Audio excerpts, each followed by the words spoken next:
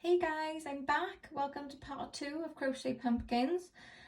So you can see I've gone up to round 10 already, and I just thought I'd show you the size difference. Okay, so you can see I've got my height now, alright, of the pumpkin plus the increase that we did on the first video. Alright, all looking good. And now we're ready to decrease. We're ready to bring it all together at the bottom. Okay, so I've still kept my stitch markers in all the different segments, and just to show you as well, you can see them all now, and they should be in a nice little row. If they're a little bit wonky, don't worry about it. All right, but this is how it should look through from the pattern. Okay, but honestly, not to worry, like I've made probably about 20 of these, so you know, I'm kind of experienced. If this is your first one or your second one, don't worry if they're not all in a row. All right, but it's just to show you what it would look like. Okay, so you can see those front loops poking through from our back loop stitches. All right, so we've got 6 segments all together, so you can see is 1, 2, 3, 4, 5, 6. Fab.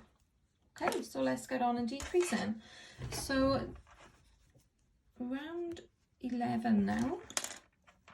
Okay, our little repeat is going to be, so I'll show you using my darning needle. So we've got back loop, so we're going to go in the back loop, 1, 1, 1, and then decrease, which is bringing these 2 stitches together. Okay, so we're going to go in the back loop, put my stitch marker back in, and we've got 1 double crochet, 1 double crochet, and 1 double crochet. Okay, and here comes the decrease. All right, so you want to go into the next stitch like you normally would for a double crochet. Okay, so just go straight in, and you're going to go in the full stitch. Okay, yarn over, bring it back through to the front, got 2 loops, and then do the same in the following stitch along. Okay, so that would be in this one here. So go straight in, yarn over, pull it through. So you know I've got 3 loops, and you can see the loops are going through those 2 stitches, and then to bring them all together, we yarn over and pull through all 3 loops on the hook. All right, so yarn over, pull through 1, 2, and 3. So you can see now it does look like a slightly different stitch because it's a little bit more bulky because we're bringing these 2 together, but on top you can see we've just got 1 V there instead of 2. Okay, so we'll carry on. So I'm going to actually remove these stitch markers now. All right, they're just a guide. So we've got back loop, so next repeat, and we've got 1, 1, 1, and then decrease. You're going to go in the next stitch, yarn over, pull through. Okay, then in the next stitch along, yarn over, pull through. So we've got 3 loops on our hook, and then yarn over, pull through all 3. All right.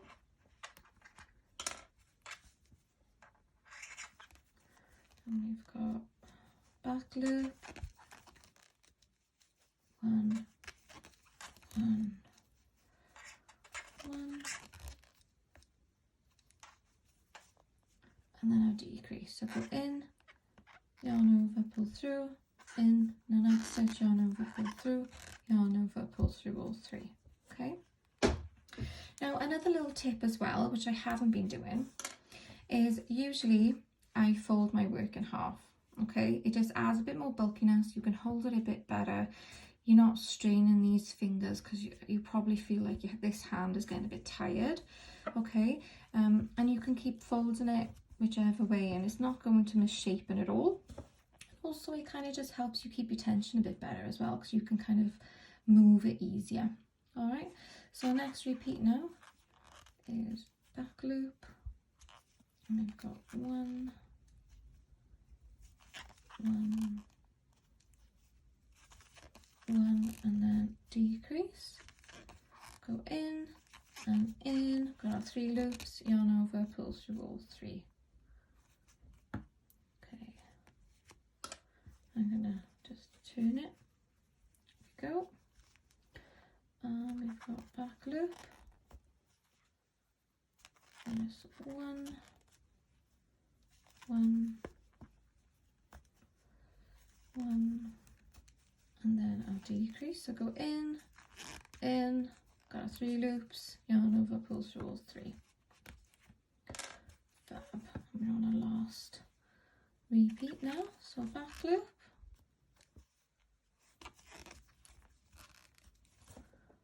One,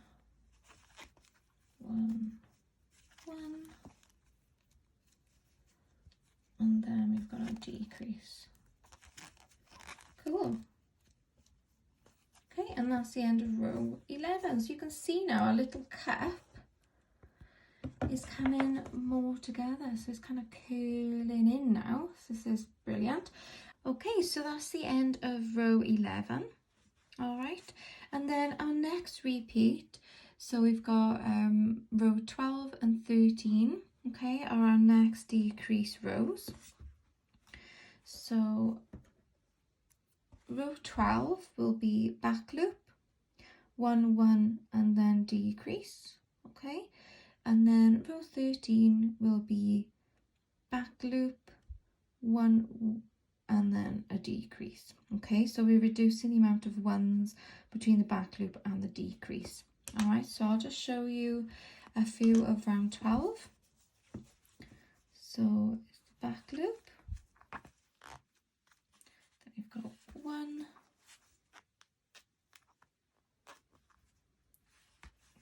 1, and then decrease. I'll just pop that stitch marker back in the back loop. Okay, you will see these stitches kind of start to curve, but that's only because we have increased and then decreased. All right, that is perfectly normal. I'll show you on my little pumpkin, so you can see it's not exactly straight. If you look at it, you know, vertically, it kind of goes around. Okay, kind of curves, and that's normal.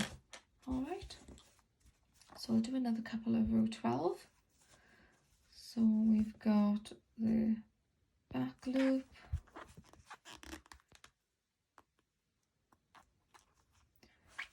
1,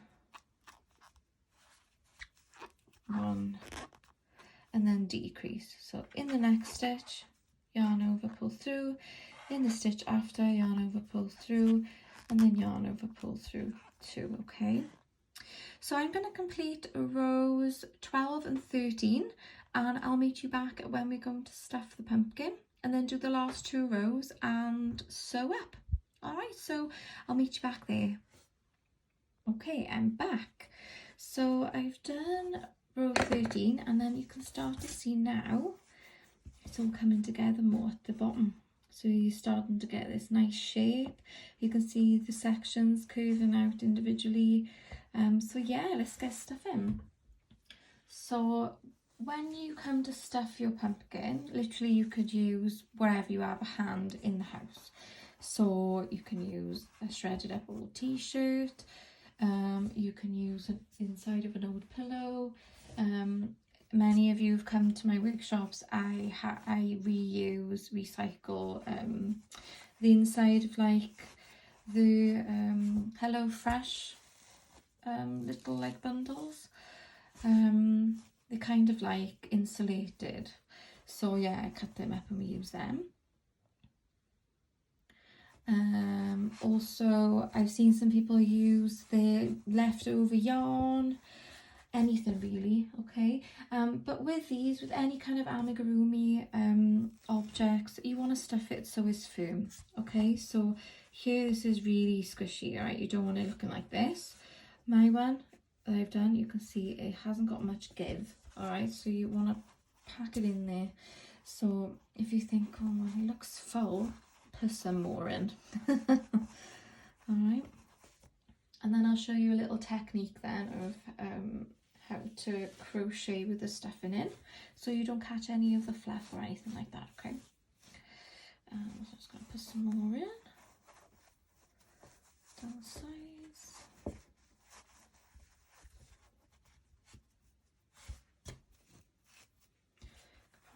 some in the middle. And I think one last lot and we'll be sorted. Okay.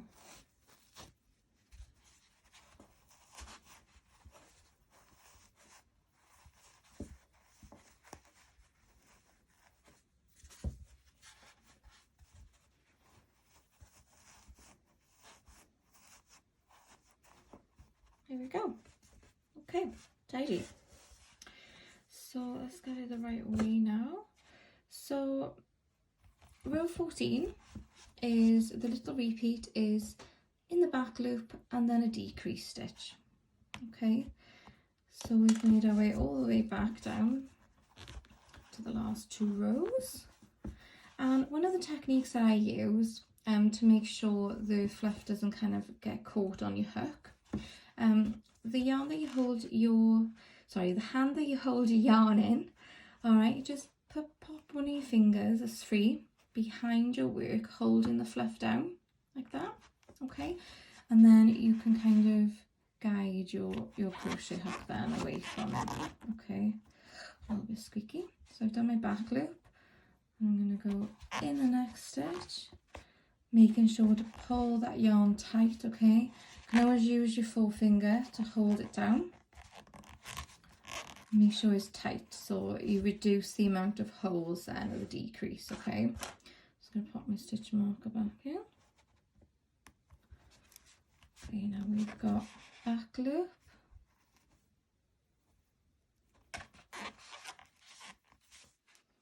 So I like to give it another pull.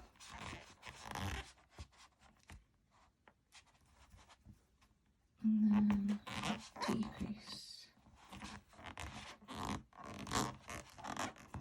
You can tell I'm using a lot of keep tension and holding it tight because it's squeaking. But that's normal. Alright. So back loop.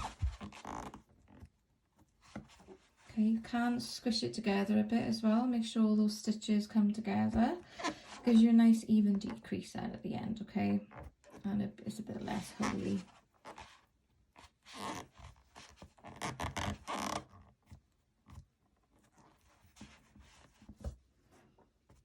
Okay.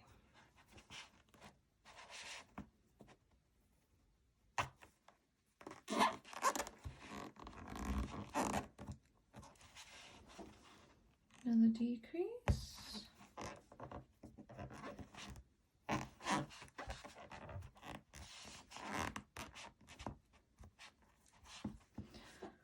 And then we've got back loop stitch. So these rows do take a little bit of time, okay? You can't always hold it against you, so like kind of on your chest to make sure that you get the tension right. It is quite difficult doing it on a table like I am, all right? But you get used to, after you've done a few like me, you get used to knowing what kind of tension and what to do with your hook, all right? So it might feel a bit foreign on your first couple that you do, but after that you'll be away. And as you can see, like I didn't use my finger there, so I actually caught some of the fluff. So it's not a big deal, but it just keeps your work nice and clean, okay, and neat. So there we go. 1, 2, and then through 3. Okay, now the last round on the pattern I put decrease 6 times, okay, which in effect it should close up the hole, but sometimes it doesn't, so it just depends on your tension, things like that. So if you want to do more than 6 decreases, go ahead. I kind of tend to add maybe 1 or 2 in sometimes if it's still looking a bit holy, and then you can always sew it up together as well. Alright, so I'll show you the 2 techniques. So we're just going to decrease now. So I'll take my stitch marker out and you can leave it out now. Alright, so decrease, still using your finger to press down the fill-in, any little stragglers will come through then. And we've got another one, So that's 3.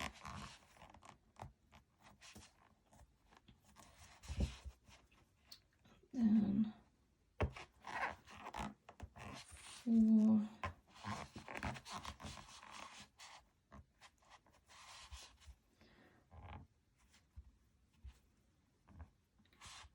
Now I'm squeezing it together now to bring the stitches up, because I can't actually fit my finger in the hole to press down any of the filling. So you can kind of push it together and it makes your stitches more vertical. So you can go in with your hook at an angle then. Okay, so that's my 5th one. Can I do a 6th one? Yes. And by the look of this pumpkin, I'll just need to sew it up a little bit at the end. So my 6 decreases worked brilliantly. So I'll just do my last one. Sorry, I went off camera then. That's my last one. Okay, and then what I like to do to finish it, I just pull the last loop out, okay, quite far, and then you want to have just over an arm's length of yarn left, okay, and then you can cut it. Okay, so I'll just bring that onto the camera now to show you how much we're talking about. So about this much yarn, okay. So you need a good length because we're going to be sewing our little sections and things like that, okay? So I'm just going to pop the darning needle on the end, and I'll show you how to close up and finish off, okay? So where you've got your little loop that you've taken off your hook, go in with your darning needle, okay, thread it all the way through and then pull. Okay, this creates a little slip knot. You can use this technique when you're working on the flat, and it's a great tie off, okay, because it keeps everything in place and none of your stitches are going to come undone then, okay. So if you have to go and do something now and you can't you know, finish the sew up until later, then you know your work's going to be safe, it's not going to unravel, okay. Another one, because I can notice this is kind of a little bit lumpy and I want to bring it together. You go in the stitch and out, okay, and you weave in, out, all the way around, okay, the same way that you crochet, so anti-clockwise, and then that will close it in as well, okay, so in, out,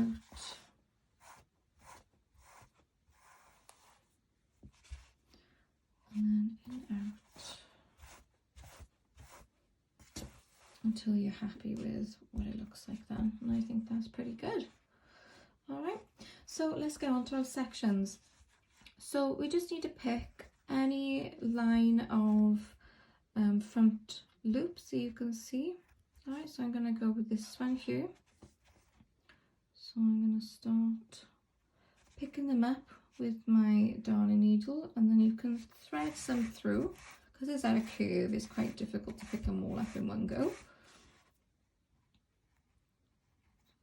Go in, pick them all up until you get to the top.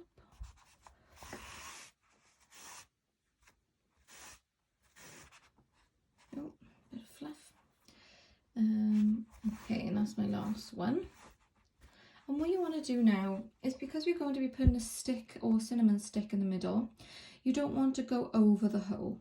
You don't want to sew over it like that. You want to go around the hole, okay? So whichever way you choose, you just need to make your way over to the opposite line of front loops, all right? So again, I'm just going to go in and out around the edge of the little circle. Okay, turning as we go. Okay, and then I can go back down the opposite side then. Picking up those front loops.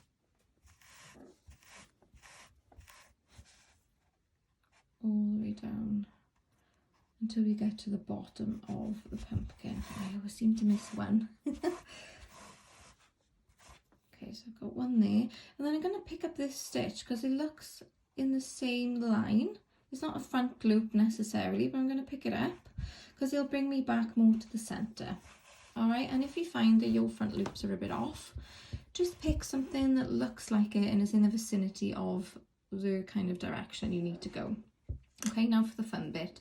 So we're now going to pull the yarn, and it's going to bring the sections to, like, and make them more prominent. Okay, so you can see. All right, so it's like we've got a kind of weird looking pumpkin at the minute. But to hold this tension, all right, because if I let go now, it's just going to spring back. All right, so I pull it again to where I want it to be. Right, hold it firmly with your left hand. Then using the other hand, pick a little stitch close to where the yarn is coming out. All right, make a little loop. I'm just gonna pull this through. So make a loop and make sure your yarn is coming out towards you. Okay, now you want to go around the back of that loop and pull it through. And we're essentially making a little slip knot, and then you want to pull it then. Pull it so it's tight and it's going to hold in place. There we go. All right, so it's held our little sections in place. And again, you know, if you need to leave it and you need to go and do something, then you know it's going to stay secure and it's not going to pop out. Okay, so I'll work on the next 2 sections and I'll meet you back here to finish up. Okay, there we go, all finished. All I did at the bottom was just do a couple of knots, and then if you put your needle in and then come out somewhere around the edge and pull it, and then you can cut it, you can kind of hide the end then within. All right, but that's it. So let's get our cinnamon stick.